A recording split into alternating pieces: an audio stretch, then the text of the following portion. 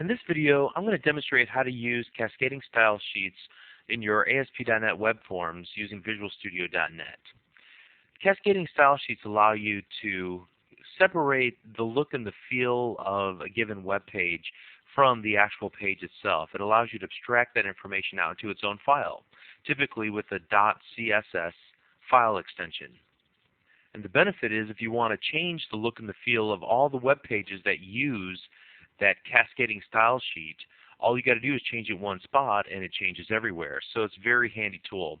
There's a lot to cascading style sheets. It's actually a specification that you can find at the W3C's website.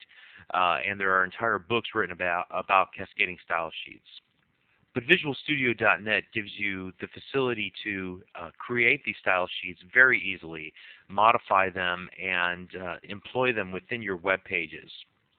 So what we're going to do is actually open up the cascading style sheet that's created by default whenever you create a web form application in Visual Studio.NET. I'm going to double click on the styles.css. Again, this is created automatically for us. And what happens is we get a two-paned window to modify our cascading style sheets. On the left-hand side, we see that there is a CSS outline, which allows you to take a look at all of the elements and all the classes that you have within a given style sheet. And by default, you have styles that are set up for most of the common HTML tags that you find in most web pages. On the right-hand side, you see the actual cascading style sheet file that has all the definitions for the given tags. So in this case, whatever you have in the body tag by default, the background color will be white for that web page. It'll give a series of fonts that should be tried to be used within the client's web browser. The font size, the font weight, etc. The outline gives us easy access to any of the actual styles that are defined in the right-hand pane. So, for example, if I wanted to look at the image, all I would have to do is double-click on it, and I can easily find it within the right-hand pane, the actual file itself. And if I wanted to look at the style for the H1 header, it will pop up on the right-hand side as well.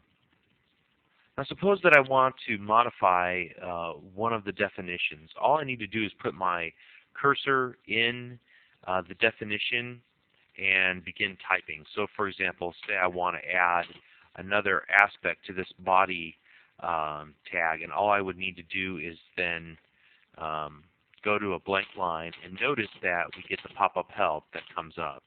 So I can then scroll down and take a look at perhaps any of the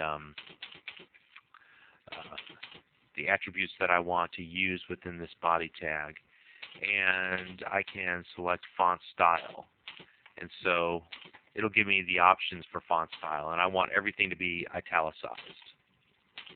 And so that's one way that we can modify the existing styles that are within the style sheet. The other way is to actually right-click and select Build Style. And this will open the Style Builder dialog box. Notice that the Style Builder is currently modifying the body tag as opposed to any of the other classes or tags that we've generated within our style sheet. And the Style Builder has a list of tabs along the left-hand side that select panes on the right-hand side, allowing us to change attributes of this tag's definition. For example, the font information, we can change the font name, the color, the size, so forth. The colors and the background images, the actual layout of the text, where the tag should be positioned on the sheet, which doesn't really apply to body per se, and not all of these options apply to every one of the tags or every one of the classes you'll create, but these are all the options that you basically have within cascading style sheets. Edges, that this can be particularly used for tables, lists, and other types of definitions. So what we're going to do is just modify, we'll leave the font family alone, but we'll change the color to automatically be blue. And it gives us a sample of what that'll look like in this text box below. And we'll select OK. And notice when we do that, that the color attribute has been added and changed to the color blue. We'll talk about the Style Builder dialog in a series of future videos, and what each of the tabs represent and how modifying the properties in the Style Builder will change things in your cascading style sheet. But for right now, what we're going to do is take a look at how to create a new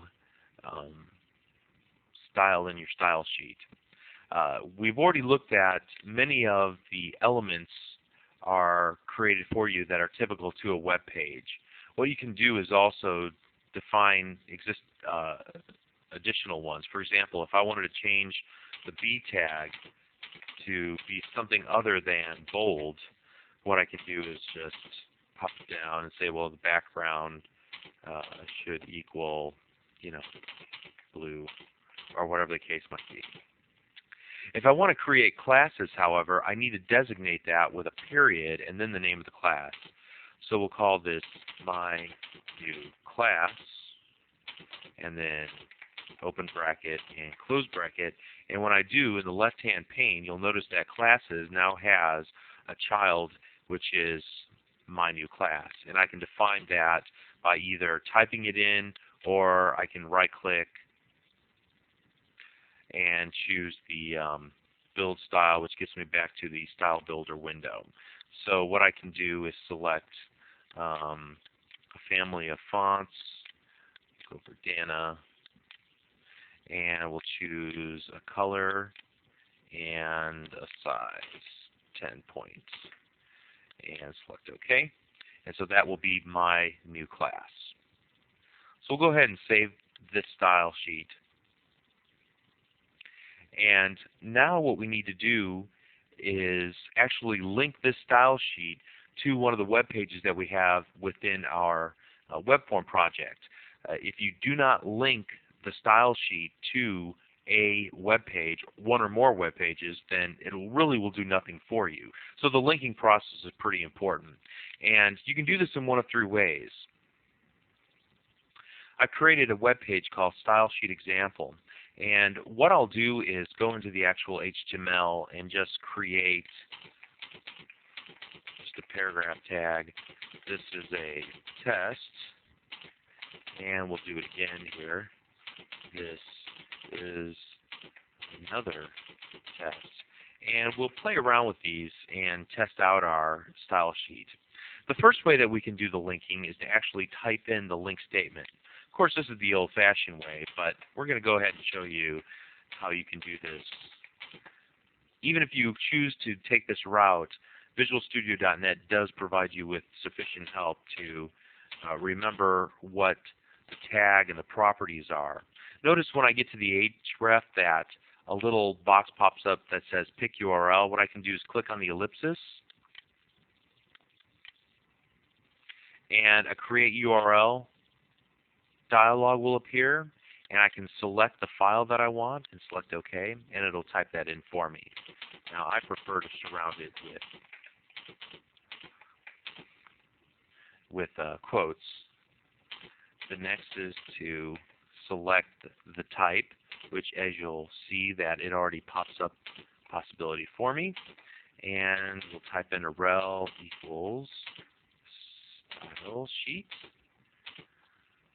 And there we have it. Visual Studio helped us create this link by popping up help as we typed the link statement. So now what we can do is add a div tag equals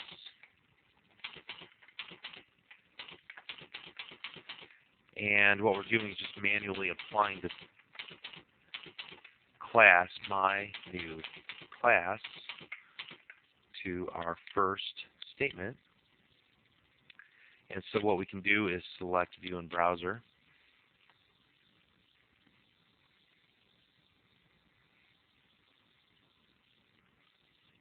And after a moment, it comes up. This is a test, and this is another test. Notice that the two are different, because this is a test. The first one has our myNew class applied to it, but the other one simply has what we defined in the body. If you'll recall, when we took a look at the body, that we made the text color blue, and if we again look at our body text, it was blue and italicized, and our class was green text. So that's how we can differentiate the two. Okay, so that is one approach. What we did was took a very manual approach and typed in the link. I'm going to go ahead, get rid of that link, rebuild this, and then view it in the browser again. And notice that once we got rid of that link statement, that the formatting went away and we just have regular old text. The other way that we can actually create a link is to go to our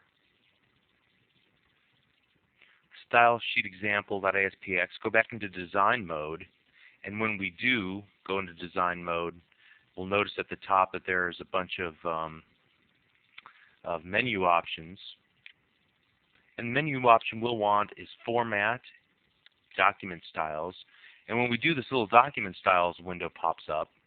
And what we'll want to do is select the Add Style link.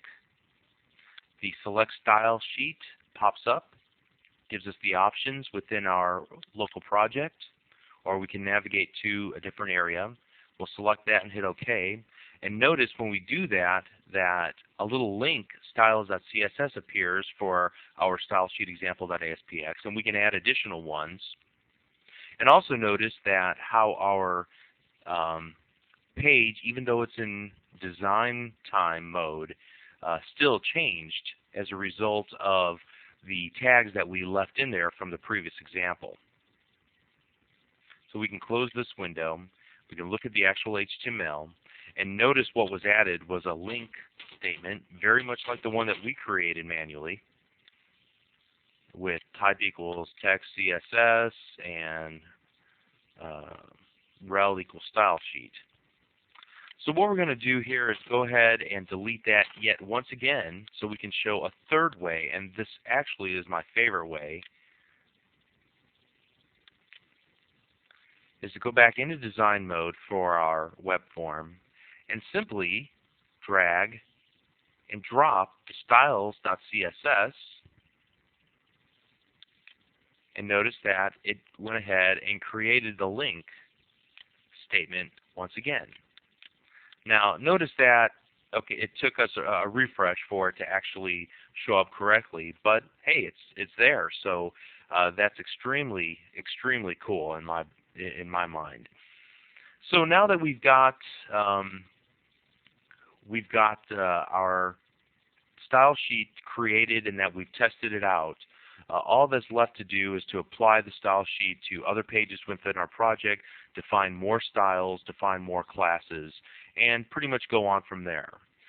Using style sheets is very important as you grow as a developer, especially within an enterprise scenario where many groups are using the same style sheets in order to create a consistent look across all the various areas of a given website for our company.